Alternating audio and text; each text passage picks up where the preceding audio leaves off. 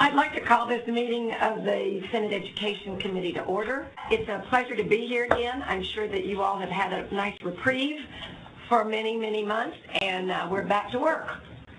So we've got a very, very aggressive interim agenda. If you all have seen the interim charges that we've received, we have a lot of work ahead of us, and we're all looking forward to it.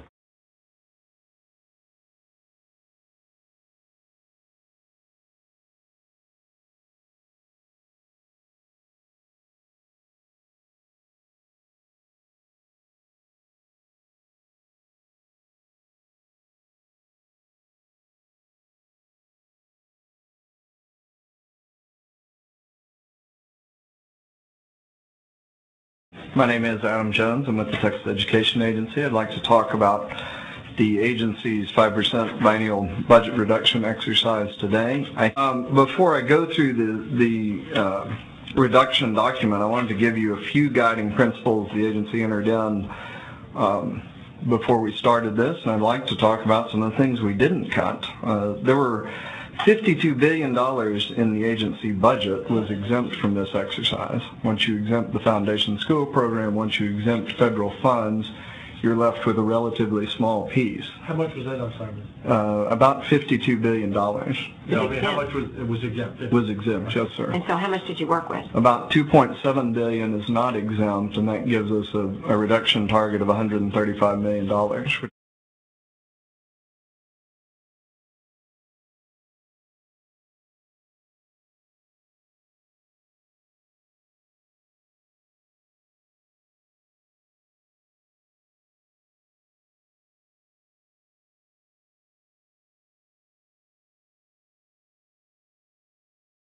We don't really know what the actual number is that was budgeted. So it might have been helpful before your FY 210 and FY 211 and biennial, it might have been helpful for you to have a category that tells us how much money is being spent on it. That's right. It would have been very helpful. Because otherwise I can't tell anything. So for instance, the top one on Junior Achievement Program, you're cutting $500,000, but how much are you leaving in place? I think charge number 4 is one of the most important things we've got, and that is to try to examine the cost drivers in education. We are very clear on the fact that there will be very little money available, new dollars available for public education. We're just fortunate that we're not cutting anything from the formulas or any of the money, at least today. We hope we're not, and we intend not to. But if we can relieve some of these districts of some of the cost drivers that seem to be dominating what they're doing, then all the better. So that's really we're really beginning this process, and this is really the start of a very long process, I think. Of mandates and the state's relationship with school districts, which drives some costs at the local level, some at the state level, and hopefully give you some ways to think about that. Right. Districts get more things to do from the Texas legislature. The commissioner is required to publish this book every 2 years. This one is 50 pages longer than its predecessor 2 years earlier. That was 150 pages longer than the 2006 version. After the Education Code was rewritten in 1995, the School Law Bulletin, all state laws applicable to school districts, was about 1,000 pages. Today's version is almost 1,500. So there's been a very significant increase in the amount of state law that is applicable to Texas public school districts. This is not an apples to apples correspondence because this has rules in it as well, but the federal government has obviously done their part in requiring more things of LEAs in their jargon. Would it be fair to say that this could be a huge cost driver in the millions, because once you get that 23rd student, you need to create a new classroom, a new teacher, and very often the kids don't want to be separated, and the parents don't want the kids to be separated. So this idea of 22 to 1 is a loser for the school, a loser for the students, a loser for the parents in most cases. I think that what started out as a great idea, in other words, class size issues, should really be evaluated on the basis of results. So like 22 to 1, I want to talk about a couple of things that go back a long time in our statutes, and suggest that the committee might review those in its consideration.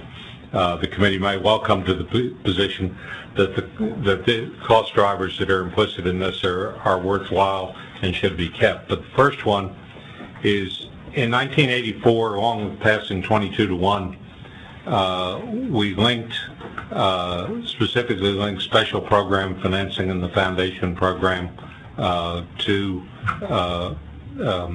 specific program requirements.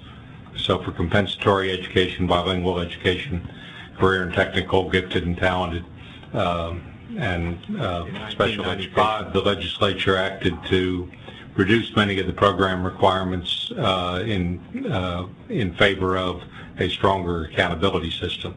Under House Bill 3, you have a stronger accountability system again, and so now could we go back and look at some of the program requirements or process requirements that are implicit in this legislation that we have? That's a very good point. I hadn't even thought about that. Thank you. That's a great point.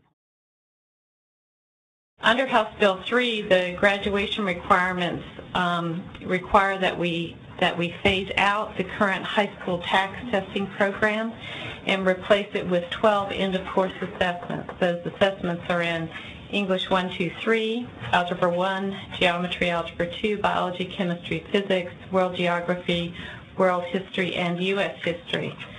It is the entering grade 9 students, those freshman class of 2011-12, those students that will graduate with the class of 2015.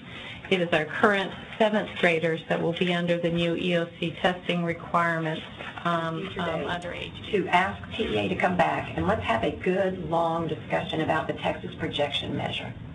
Because I think one of the biggest concerns right now is as we project and as we look at the future, we're dumbing the system down. We're not necessarily standing and going forward. We're changing the direction of that system so that it looks better, and it doesn't look good at all. So let's have a really good discussion about what this means and how we come out at that back end with the decisions that we come out, because there's a lot of controversy that goes along with this. So we'll put that on another agenda. And it's a lot of information to do in one meeting. I think a lot of what we're talking about relates very closely to that. In your mind, do you think that they will come in lower? Because the story that I hear is everybody's going to come in at that $70. Well, we have encouraged them. We've talked to them, and each time we've had these public meetings, is that we anticipate that electronic materials could be less expensive than print materials, but we really won't know until those bids are submitted next week. The innovative endeavors we're working on in anticipation and preparation for 4294. One of the things that we're doing is looking at less expensive devices for our students to use, such as netbooks or smaller laptops that we want to determine how they can be used in the classroom, as well as how we can. Is there anyone else in the audience who'd like to speak on any of the items that we have had to discuss today? Hearing none, this committee will stand in recess until the call of the chair. Thank you, everybody, for coming.